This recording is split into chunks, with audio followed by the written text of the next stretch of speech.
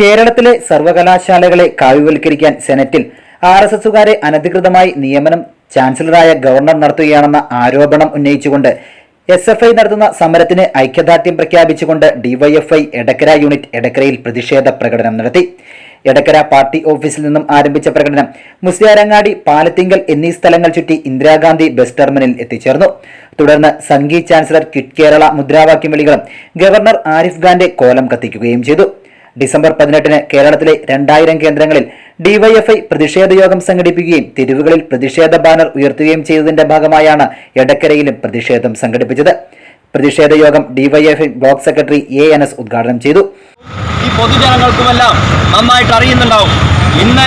ഇന്നും ഇന്നലെയുമായി നമ്മുടെ സംസ്ഥാനത്ത് ഇതുവരെ കണ്ടിട്ടില്ലാത്ത വിധം നമ്മുടെ സംസ്ഥാനത്തിന്റെ ഗവർണർ RSSന് വേണ്ടി മുയലൂട്ടുന്ന പ്രവർത്തനം നടത്തുന്ന ഒരു ദിവസമായിരുന്നു ഇന്ന് കടന്നുപോയത്.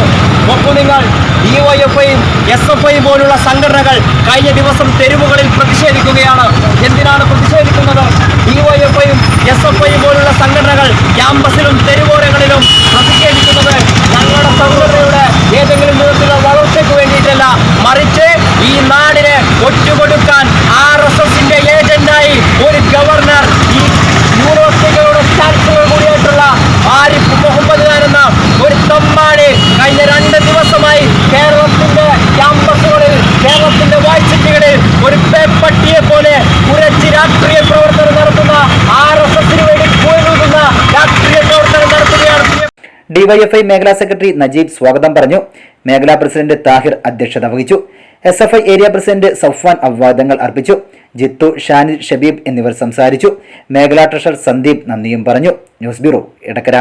സർജറികൾക്കായി ആധുനിക സംവിധാനങ്ങളോട് കൂടിയ operation theatre, key hole surgery unit, മുഴുവൻ സമയം scanning unit, X-ray, lab, physiotherapy സേവനങ്ങൾ തുടരുന്നു. പരിചരണത്തിന്റെ 10 വർഷങ്ങൾ. Eranad hospital and research centre, main road, Edakkara. E4 media, മലയോരത്തിന്റെ ദൃശ്യവിസ്മയം.